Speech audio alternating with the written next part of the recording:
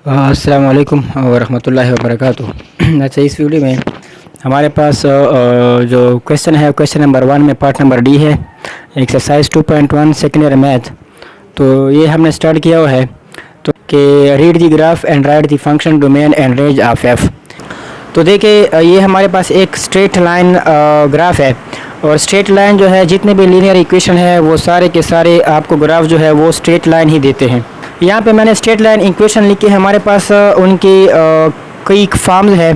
एक slope intercept form है, standard equation यानी स्टैंडर्ड फॉर्म भी है, इस तरह पॉइंट स्लोप फॉर्म भी है।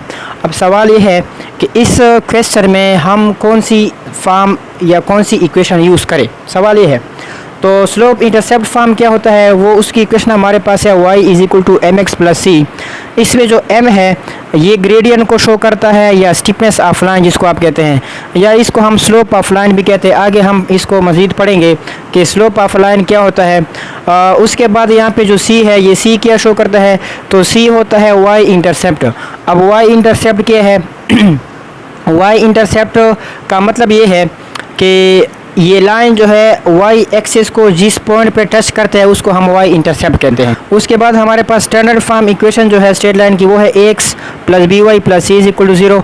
और पॉइंट स्लोप फॉर्म इक्वेशन हमारे पास है y - y1 = m × x - x1। यहाँ पे पॉइंट स्लोप फॉर्म y1 और x1 जो हमारे पास है ये पॉइंट होंगे, और m जो है वो क्या होगा, उस लाइन का स्लोप होगा। तो यहाँ पे अगर हम इस ग्राफ को देखें तो 5 से अगर 2 यूनिट हम ऊपर चले जाए तो ये 7 पे y एक्सिस को काट रहा है। इसका मतलब है हमें c जो है यानी y इंटरसेप्ट वो हमें मालूम है। स्लोप मालूम करने के लिए स्लोप क्या होता है, स्लोप हमारे पास होता है, तो यहाँ पे जो स्लोप है, स्लोप का मतलब क्या है देखिए, स्लोप जिसको हम m से भी रिप्रेजेंट करते हैं वो होता है राइज ओवर रन। इसका मतलब क्या है, देखिए मैं ग्राफिकल यहाँ पे समझाता हूँ। फर्स्ट करो, ये एक्स एक्सिस है हमारे पास, ये वाई एक्सिस है। तो यहाँ पे अगर कोई लाइन यहाँ पे मैं खींचूँ, ये वाला, इस लाइन का स्लोप हमने कैसे निकालना है। तो स्लोप की तारीफ है राइज ओवर रन, यानी ये लाइन जितना राइज हुआ है यानी ऊपर गया है, तो ऊपर ये जो गया है ये इतना डिस्टेंस इसने कवर किया है, मतलब इसकी हाइट ये है। और रन का मतलब है हॉरिजॉन्टल डिस्टेंस इसने कितना कवर किया, तो यहाँ से लेकर यहाँ तक जो आया है ये इसका क्या है, हॉरिजॉन्टल डिस्टेंस, यानी ये रन हुआ है। और राइज मतलब जो ऊपर गया है वो कितना है, वो ये है। तो जो चेंज x में आया है उसको हम क्या कहते हैं, del x। Del x means कि x एक्सिस में जितना चेंज है। फर्स्ट करो, अगर मैं इस पॉइंट को x1 का नाम दे दूँ और इसको मैं क्या नाम दे दूँ, x2, तो चेंज मालूम करने के लिए आपने क्या करना है, डेल x मालूम करने के लिए हम करते हैं x2 - x1, यानी सेकंड से आप ये वाला माइनस कर दें तो आपको हॉरिजॉन्टल जो चेंज है ये वाला मिल जाएगा। इस तरह वर्टिकल, अगर मैं इस पॉइंट को फर्स्ट करो y1 का नाम दे दूँ और इस पॉइंट को मैं नाम दे दूँ y2, तो मैं वर्टिकल डिस्टेंस या जो राइज हुआ है वो चेंज मालूम करता हूँ एलॉन्ग y एक्सिस में, जिसको हम डेल y से रिप्रेजेंट करते हैं। तो वो मालूम करने के लिए आपने क्या करना है, डेल y हो जाएगा y2 - y1। तो ये हॉरिजॉन्टल चेंज और ये वर्टिकल चेंज हम मालूम कर सकते हैं x1। तो ये हमारे पास स्लोप का फार्मूला हो जाएगा।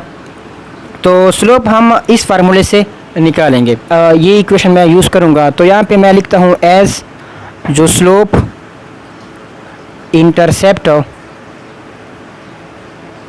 फॉर्म है हमारे पास वो हो जाएगी y = mx + c। अब यहाँ पे जो c है वो y इंटरसेप्ट है। तो यहाँ पे अगर आप लोग ग्राफ को देखें तो ये ग्राफ जो है 5 से 2 यूनिट ऊपर 7 पे ये इंटरसेप्ट हो रहा है, यानी y एक्सिस को ये ग्राफ 7 पे क्या कर रहा है, काट रहा है। इसका मतलब है अगर हम इसको इक्वेशन नंबर 1 का नाम दे दें तो आपने क्या करना है, पुट करना है c की जगह यहाँ पे 7।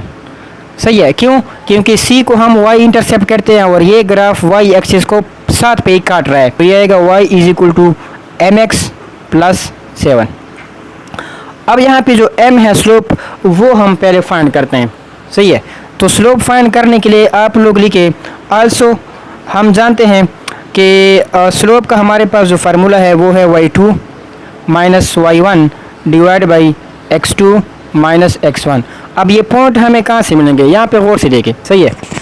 एक्स कोऑर्डिनेट यहाँ पे अगर हम देखें तो ये नेगेटिव साइड पे 3 डिजिट्स गया है। इसका एक्स कोऑर्डिनेट x1 क्या हो जाएगा -3, और इसका जो y1 कोऑर्डिनेट है वो 0 हो जाएगा, क्योंकि यहाँ पे y कोऑर्डिनेट जो है वो 0 ही होता है।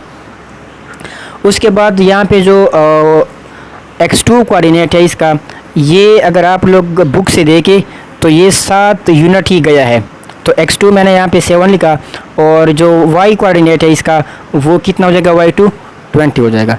तो पॉइंट्स जो है x1, x2, y1 और y2 ये सब आप इसमें पुट कर दे तो ये हमारे पास हो जाएगा m = y2 वाला पॉइंट हमारे पास कितना है 20 माइनस y1 हमारे पास क्या है 0 डिवाइड बाई x2 हमारे पास कितना है 7 माइनस x1 हमारे पास कितना है -3। तो ये हो जाएगा स्लोप m = 20 माइनस 0, ये हो जाएगा 20 डिवाइड बाई 7 माइनस और माइनस इनको मल्टीप्लाई करें तो +3 हो जाएगा, which is equal to m हो जाएगा 20 divide by 7 + 3 which is equal to 10। तो अगर आप इनको काट दोगे तो 10 और 20 को आप डिवाइड करोगे तो ये आएगा m = 2, यानी इस लाइन का हमारे पास जो स्लोप है वो कितना आ गया है 2 आ गया है।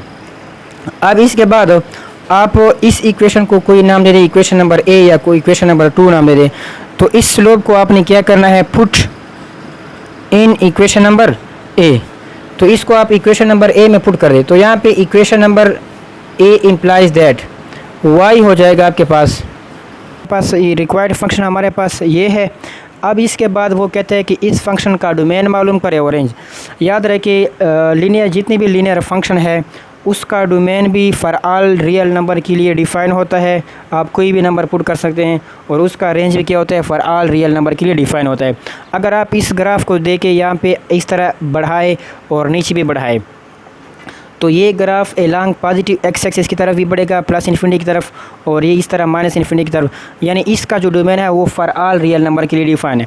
यहाँ पे x की जगह आप कोई भी नंबर पुट करना चाहते हैं, 0, पॉजिटिव नंबर, नेगेटिव नंबर, ये आपको जो है y क्या मिलेगा, डिफ़ाइन मिलेगा। इसका मतलब ये है कि ये फॉर ऑल वैल्यू के लिए क्या है हमारे पास डिफ़ाइन मिल रहा है।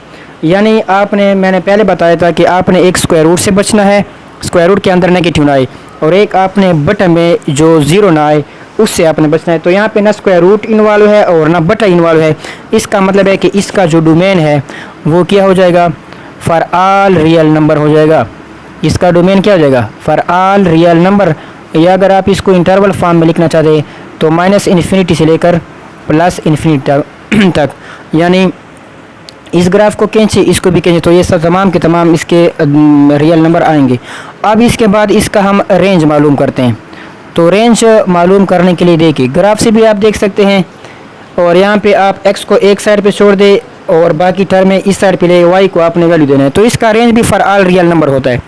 देखिए इस ग्राफ को अगर मैं ऊपर बढ़ाऊँ और नीचे भी इस तरह मैं बढ़ाऊँ खींचूँ तो ये एलॉन्ग पॉजिटिव एक्सिस +∞ की तरफ जाएगा, और ये नीचे भी कहाँ पे आएगा -∞। लेकिन इसके ग्राफ में कहीं पे भी ब्रेक नहीं आएगा। मतलब ये है कि इसका जो रेंज है वो भी फॉर ऑल रियल नंबर के लिए डिफ़ाइन है। फॉर ऑल रियल नंबर के लिए, या अगर आप इसको इंटरवल फॉर्म में लिखना चाहते हैं तो -∞ से लेकर +∞।